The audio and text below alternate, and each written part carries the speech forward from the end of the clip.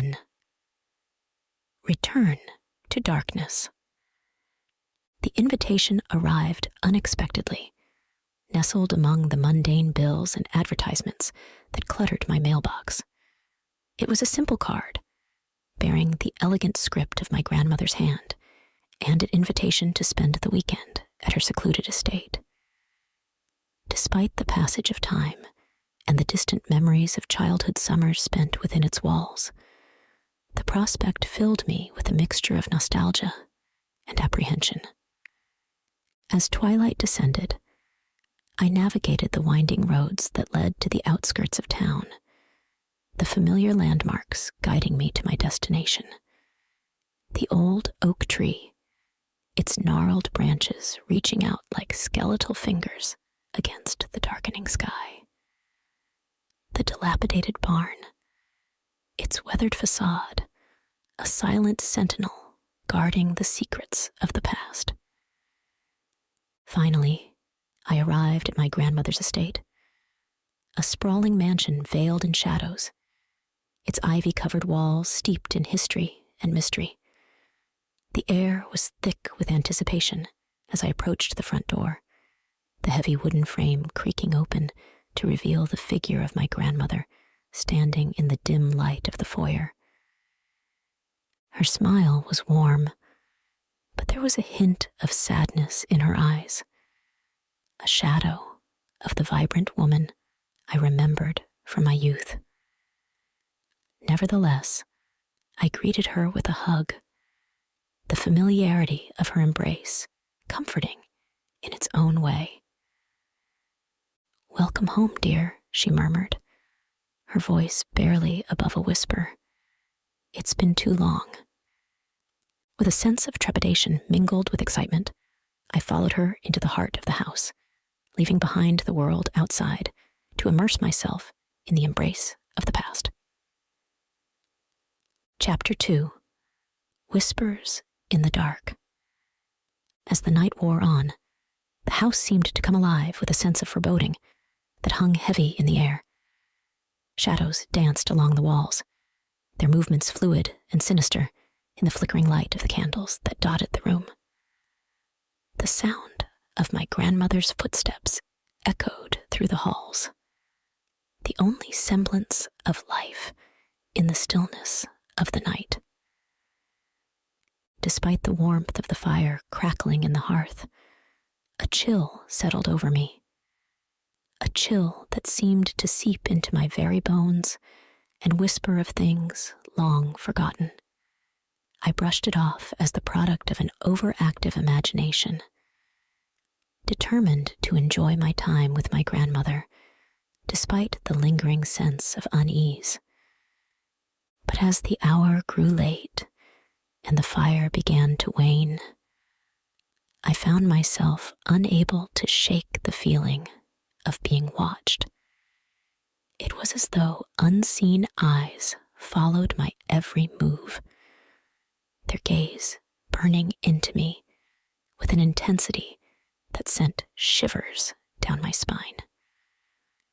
I tried to dismiss the sensation as paranoia, but deep down, I knew there was something more, a presence lurking in the shadows, waiting to reveal itself to the unsuspecting. And then I heard it, the faintest whisper, barely audible above the crackling of the dying embers. It seemed to emanate from the depths of the house, a sibilant murmur that sent a chill down my spine. I glanced around the room, searching for the source of the sound, but found nothing but darkness staring back at me. My grandmother was nowhere to be seen, her absence adding to the sense of isolation that gripped me like a vice. With a sense of trepidation, I rose from my seat and ventured into the hallway, the floorboards creaking beneath my weight. The whisper grew louder with each step, guiding me further into the darkness with its siren call. And then I saw it, a faint glow emanating from beneath the door at the end of the hallway, casting an eerie light that flickered and danced in the gloom. My heart hammered in my chest as I approached, my hand trembling as I reached out to grasp the doorknob. With a deep breath, I pushed open the door and stepped into the darkness beyond. Chapter 3. The Descent. The stairs descended into darkness, their ancient timbers groaning with each step as though protesting the weight of my presence. I hesitated at the threshold, a sense of unease gnawing at the edges of my consciousness. But the whisper urged me onward, its insistent murmur driving me deeper into the abyss. And so, with a sense of trepidation mingled with curiosity, I descended into the unknown. The air grew thick with the scent of damp earth and decay, a suffocating blanket that enveloped me in its embrace.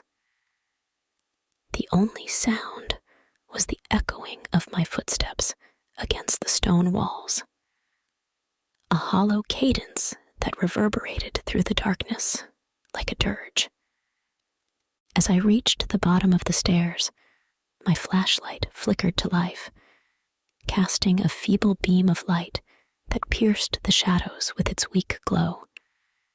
What I saw before me sent a shiver down my spine, a vast expanse of darkness stretching out before me like a yawning abyss.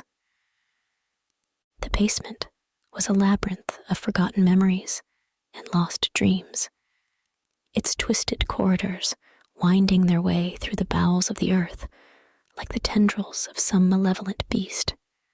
Cobwebs hung from the ceiling like funeral shrouds, their delicate threads trembling in the stillness of the air. I moved deeper into the darkness, my senses on high alert, as though expecting some unseen horror to leap out at me from the shadows. But there was nothing. Only the oppressive silence of the grave, broken only by the sound of my own breathing. And then I heard it, the unmistakable sound of footsteps echoing through the darkness, growing louder with each passing moment. I froze in place, my heart pounding in my chest as I strained to listen for any sign of danger. But the footsteps drew closer, their rhythm steady and relentless in the silence. And then, just as suddenly as they had begun, they stopped. I stood there in the darkness, my breath caught in my throat as I waited for something, anything, to happen. But there was only silence, broken only by the sound of my own ragged breathing. With a sense of dread creeping over me, I turned to leave, my footsteps echoing loudly in the stillness of the basement. But as I reached the foot of the stairs, I heard it, the whisper, soft and insistent, echoing through the darkness like a ghostly refrain. I turned back, my heart pounding in my chest as I strained to listen for any sign of danger. But there was nothing, only the oppressive silence of the grave, broken only by the sound of my own ragged breathing. With a sense of unease gnawing at the edges of my consciousness, I turned and fled up the stairs, the darkness nipping at my heels like some ravenous beast. And as I emerged into the dim light of the hallway above, I knew that I had only scratched the surface of the horrors that lurked beneath my grandmother's house. Chapter 4. The Revelation. The days passed in a blur of sleepless nights and restless dreams, each one more unsettling than the last. The whispers grew louder, their insistent murmurings driving me to the brink of madness as I searched for some semblance of truth amidst the chaos. But the truth, it seemed, was elusive, a specter that danced just out of reach, taunting me with its tantalizing promise of salvation. And as the darkness closed in around me, I knew that I was running out of time.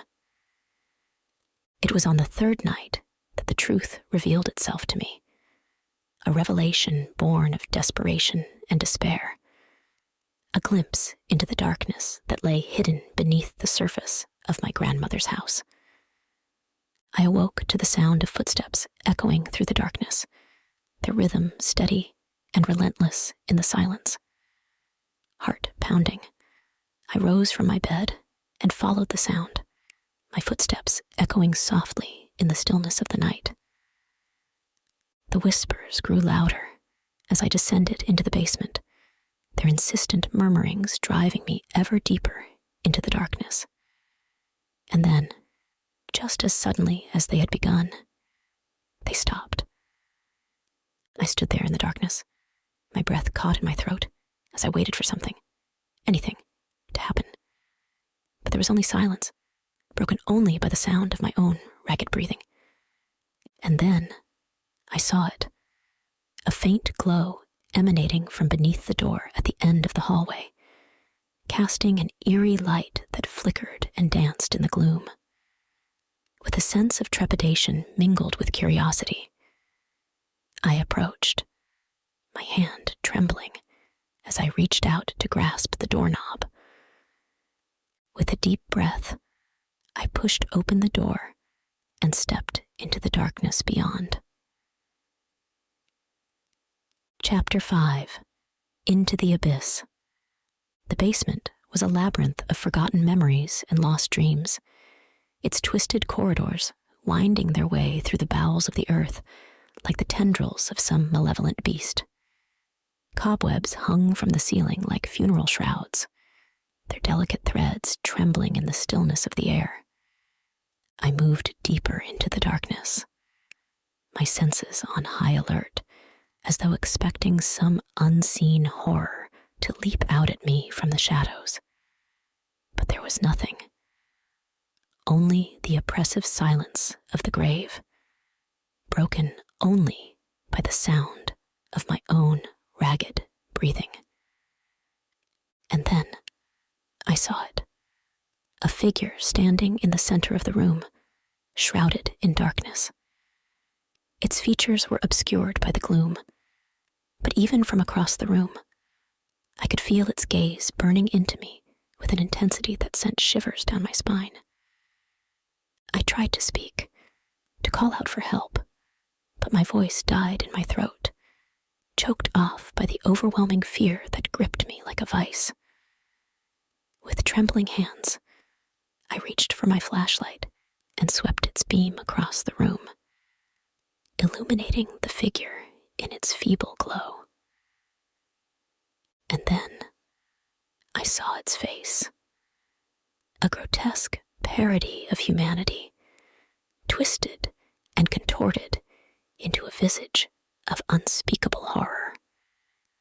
Its eyes gleamed with malevolence, their gaze boring into me with a hunger that sent a wave of terror crashing over me like a tidal wave. With a sense of horror creeping over me, I turned and fled, my footsteps echoing loudly in the darkness as I raced up the stairs and into the safety of the night above. And as I emerged into the dim light of the hallway, I knew that I had only scratched the surface of the horrors that lurked beneath my grandmother's house. Chapter 6. The Escape. With a sense of desperation born of terror, I fled into the night, the darkness nipping at my heels like some ravenous beast. The echoes of the past pursued me, their whispers growing louder with each passing moment until they threatened to consume me whole. But still, I ran as though my life depended on it, each step a desperate bid for survival in the face of unspeakable horror. And as I emerged into the cold light of dawn, I knew that I had escaped the darkness that lurked beneath my grandmother's house.